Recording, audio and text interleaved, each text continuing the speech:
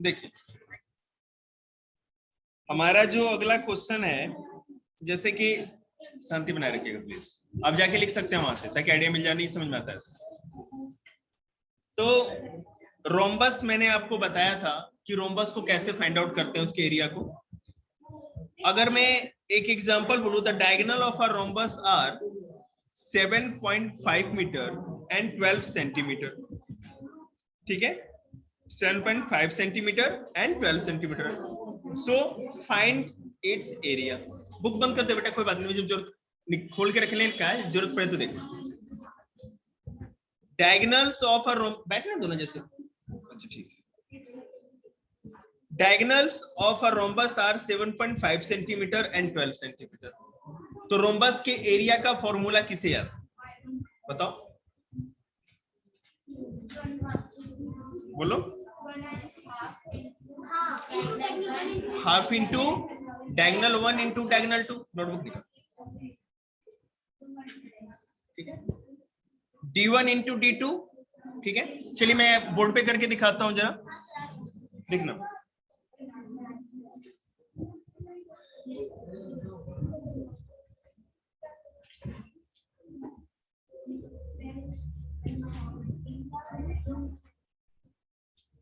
देखिएगा,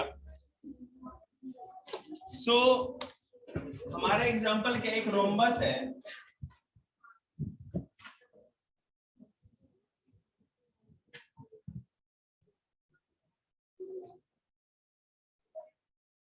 उसमें एक डायगोनल जो हमारा ABCD,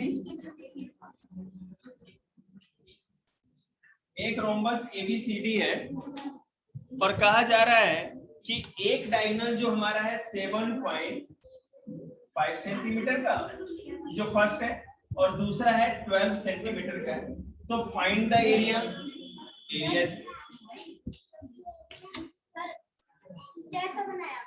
ऐसा भी शेप आ सकता है, ऐसा भी कोई दिक्कत नहीं। शेप को मैंने ऐसे घुमा दिया है बस, और क्या इसमें क्या है। नहीं ऐसा शेप हो सकता है बेटा, उसको भी हम वही करेंगे। क्या कोई बात नहीं, थोड़ा गजनी आ जाता है कभी कभी। तो half into D1 into D2, ठीक है। देखो बेटा, तो D1 क्या है, सिर्फ हाफ इंटू 7.5, और D2 क्या है बेटा 12। अब इसको सॉल्व कर दीजिए, 2 6 या 12, और 7.6 को 5 को 6 से मल्टीप्लाई करेंगे तो जो आंसर आएगा वो आपका आंसर आ जाएगा, ठीक है। तो 45 सेंटीमीटर स्क्वायर आपका एरिया आएगा, ठीक है। क्या आएगा, 45 सेंटीमीटर स्क्वायर एरिया आपका आ गया। तो अगर रोम्बस है और दोनों के दोनों डायगोनल दिए गए हैं, तो आपके लिए मतलब कि चीटी मारने जितना छोटा सा काम है। लेकिन अगर बेटा एक डायगोनल दिया है, दूसरा है ही नहीं, तो कैसे करेंगे, देखिएगा जरा। सेम ही पिक्चर में मैं क्या करूं कि एक डायगोनल आपको दे देता हूं और दूसरा डायगोनल आपको देता ही नहीं। जैसे कि मैं बता रहा हूं, एक डायगोनल आपको मैंने 10 सेंटीमीटर दे दिया, और दूसरा मैंने आपको बताया नहीं। और कहा जा रहा है कि आपको एक सेकंड, एरिया तो बताना होगा ना। नहीं, half into D1 into D2 होता है। अब एरिया बेटा आपको 240 सेंटीमीटर दिया हुआ है, ठीक है। और ये दिया हुआ है, पहला भी दिया हुआ है और दूसरा आपको नहीं दिया गया। चलो कर लो, 240 है ना। अब जो नहीं डायगोनल दिया है बेटा, चलो भाई, इसका जो वन साइड है वो 6 सेंटीमीटर है। 5 सेंटीमीटर है सर। एल्टीट्यूड जो है हमारा, वो एल्टीट्यूड कितना है 4.8 सेंटीमीटर, और एक डायगोनल है 8 सेंटीमीटर। इतना तो क्लियर है।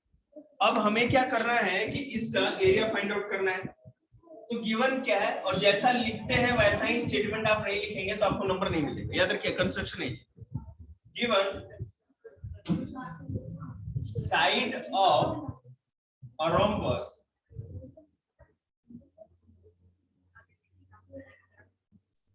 इक्वल टू कितना है 5 सेंटीमीटर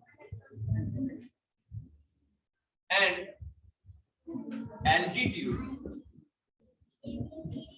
इक्वल टू 4.8 सेंटीमीटर।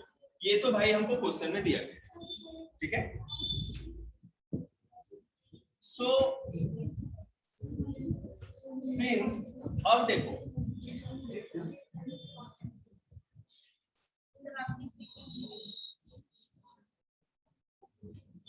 आपको पता है कि जो एक रोम्बस होता है वो एक पैरेललोग्राम भी होता है, ठीक है। सिंस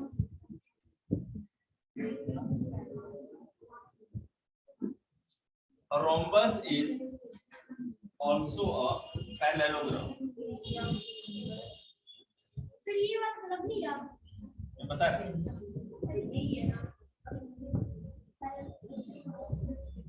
सो पहले क्या करेंगे, अगर मान लीजिए कि रोम्बस एक पैरेललोग्राम भी होता है। पैरेललोग्राम का डेफिनेशन बताओ सरदा, बहुत बोल रही है उसमें से बच्चे बच्चे। क्या सर?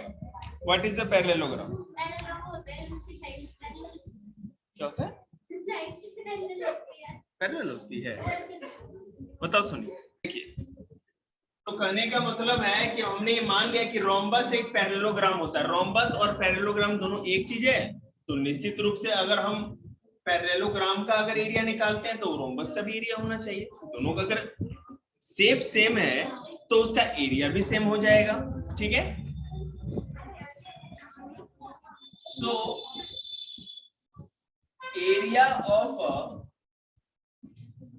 पैरेललोग्राम इक्वल टू क्या होता है? Base into height. पता है बिल्कुल आपको, वेरी गुड।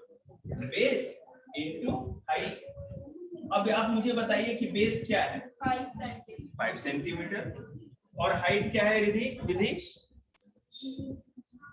4.8 से। अब ये बेस इनटू हाइट हमने कर दिया,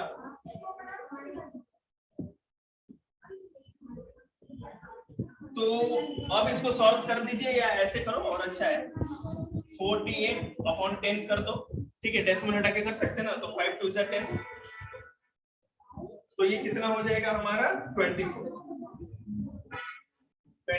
सेंटीमीटर। तो हमको ये पता चल गया कि इस पैरेललोग्राम का मतलब पता है क्या हुआ? इसके अंदर ये पैरेललोग्राम हमने लिया है, इसको इधर से कोई मतलब नहीं, इसको केवल लिया है और इसका कितना आ गया? 24 सेंटीमीटर स्क्वायर एरिया आ गया। चिंता मत करो, हम समझाएंगे और आगे।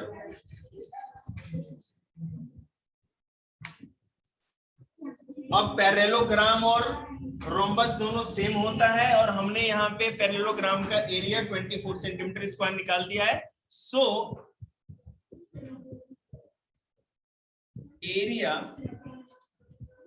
Of a rhombus is also 24 centimetre, ठीक है। कहने का मतलब फिर से सुनिए, हमको पता है कि रोम्बस एक पैरेललोग्राम होता है।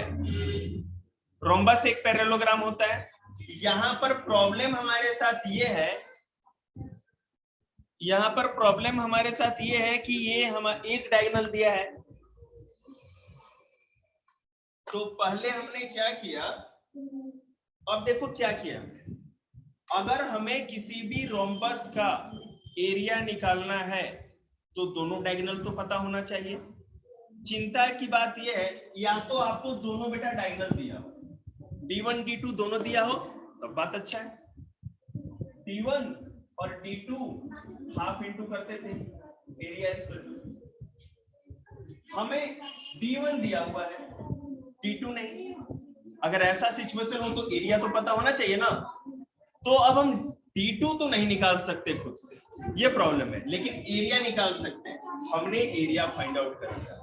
इसका मतलब रोम्बस का एरिया 24 सेंटीमीटर स्क्वायर है और इसका एक डायगोनल 8 सेंटीमीटर है और दूसरा x मान लेते हैं। जिस तरह सॉल्व करना था कर देंगे, बात खत्म हो गया, ठीक है, कोई बात ना। तो चलो, ये तो आपको पता चल गया कि यही समझ में नहीं आया। क्या नहीं आया? ये आपने हाइट बता दी 4.8 सेंटीमीटर, ये तो एल्टीट्यूड बताया है सर। आप बेटा एल्टीट्यूड को ही हाइड अच्छा करते ठीक हैं है जी। जो ट्राई करो, आ रहा है। हम बोलो। रोम्बस है वो पैरेललोग्राम कैसे राइट दिख भी रहा है आपको पैरेललोग्राम? देखिए रोम्बस हमारा पैरेललोग्राम बिल्कुल हो सकता है। रोम्बस और पैरेललोग्राम की डेफिनेशन क्या बताई थी आप लोग? इक्वल होती है। देखिए एक सेकंड फिर से मैं आप लोग को रिकैप करा देता हूँ, रुक जाइए। हमने क्या किया कि अगर मान लो रोम्बस भी एक पैरेललोग्राम होता है तो क्यों ना पैरेललोग्राम की तरह ही हम इसका एरिया निकाल देते हैं। जो पैरेललोग्राम का एरिया होगा वही हमारे रोम्बस का एरिया होगा। और पैरेललोग्राम के एरिया के लिए यहाँ बेस भी दिया हुआ है और एल्टीट्यूड मतलब हाइट भी दिया हुआ है। तो एरिया ऑफ पैरेललोग्राम इसका टू बेस इनटू हाइट। बेस 5 है, हाइट 4.8 सेंटीमीटर है। तो हमने क्या किया, एरिया फाइंड आउट कर लिया। Area of a parallelogram is equal to 24 centimeter square. So area of rhombus is also 24 centimeter square. अब हमें रोम्बस का दो चीज मिल चुका है।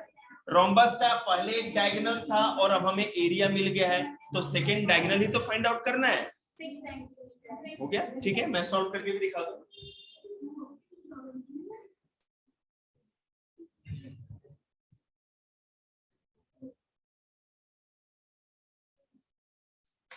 देखिए तो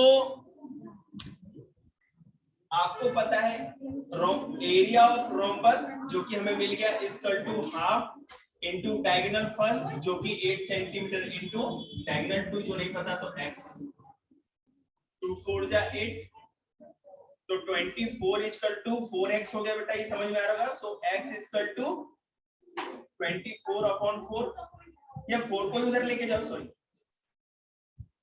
अब किसी भी तरह लेके जाओ तो 24/4 हो जाएगा। 4 6 जा 24, ठीक है। तो x इक्वल टू 6 मतलब कि डायगोनल 2 हमारा 6 सेंटीमीटर आ गया। Length of other diagonal equal to 6 समझे आया। अगर मान लीजिए दोनों डायगोनल ना दिया हो रोम्बस का, किसी भी रोम्बस का अगर दोनों डायगोनल ना दिया हो तो पहले हम उसको एज अ पैरेललोग्राम मान करके, दोनों डायगोनल दिया है तो हाइट जरूर दिया गया हो, एक साइड और हाइट जरूर दी गई होगी। और साइड और हाइट अगर दी गई है तो पहले आप शांति